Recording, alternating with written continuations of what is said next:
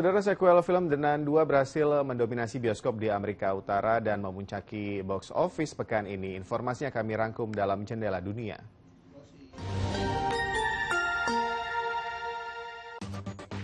Tentara Maroko dan tim bantuan terus berjuang untuk mencapai kota-kota pegunungan yang hancur akibat gempa bumi berkekuatan 6,8 magnitudo yang mengguncang Maroko Jumat malam lalu. Salah satu kota yang hancur adalah kota Tafegakte yang ada di pegunungan Atlas. Sejumlah rumah terlihat hancur dan hampir rata dengan tanah. Pemerintah Maroko dikabarkan sejauh ini baru menerima bantuan dari 4 negara, yaitu Spanyol, Qatar, Inggris, dan Uni Emirat Arab. Sementara bantuan asing lainnya tengah menunggu izin untuk dikerahkan. Kementerian Dalam Negeri Maroko menyatakan pihaknya belum mengizinkan bantuan dari negara lain karena ingin menghindari koordinasi yang kontraproduktif.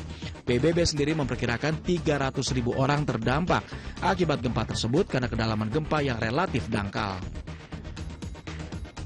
Di desa Duar Tagadirte, wilayah Tidili, sekitar 85 km dari Ouarzazate, warga desa mulai memakamkan jenazah korban gempa.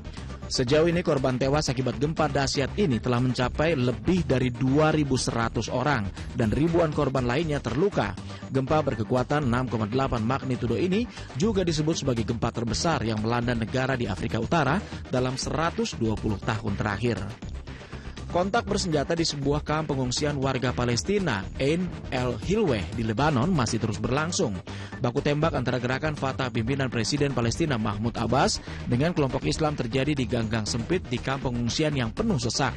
Konflik yang terjadi karena kelompok Fatah dan faksi-faksi lain di kamp tersebut hendak menindak seorang tersangka yang dituduh membunuh salah satu jenderal mereka akhir Juli lalu.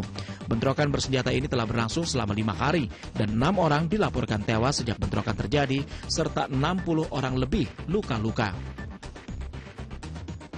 Sejumlah mobil mewah dari merek-merek terkenal ditampilkan dalam International Automobile Ausstellung atau pameran otomotif di München, Jerman. Dalam pameran ini para pengunjung bisa melihat sejumlah mobil mewah yang memiliki fitur-fitur terkini. Sejumlah mobil yang menarik perhatian adalah Maserati dan Porsche Mission X, sebuah mobil konsep dengan visi hypercar listrik masa depan. Sementara itu, produk otomotif ternama Jerman BMW menampilkan BMW i7 Protection yang diperkirakan akan dipasarkan bulan Desember mendatang. Kelebihan dari BMW i7 Protection adalah kendaraan perlindungan pertama di dunia dalam kelas VR9 atau VR10 yang sepenuhnya bertenaga listrik.